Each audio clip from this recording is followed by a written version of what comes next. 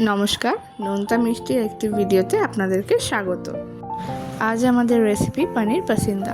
প্রথমে আমরা চীনাবাদামটাকে dry roast করে নিচ্ছি।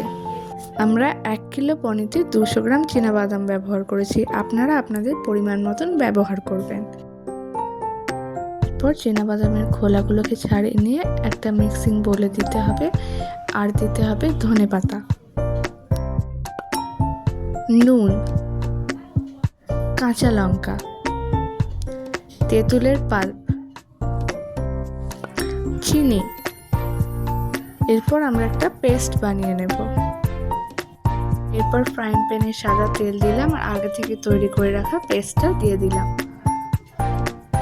পেস্টটাকে ভালো করে নাড়াচাড়া করে নেব।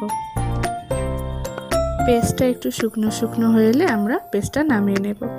এরপরে আমরা পনিরগুলো চৌকো স্লাইস করে কেটে নেব।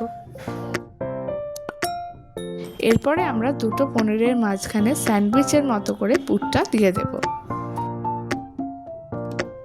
এইভাবে আপনারা প্রত্যেকটা পনিরকে তৈরি করে নেবেন।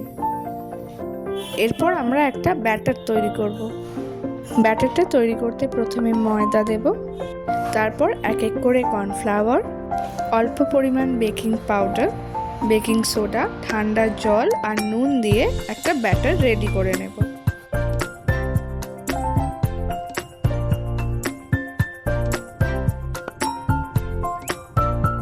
এরপর আগে থেকে রেডি করে রাখা পনিরগুলো ব্যাটারে ডুবিয়ে সাদা তেলে ভাজবো।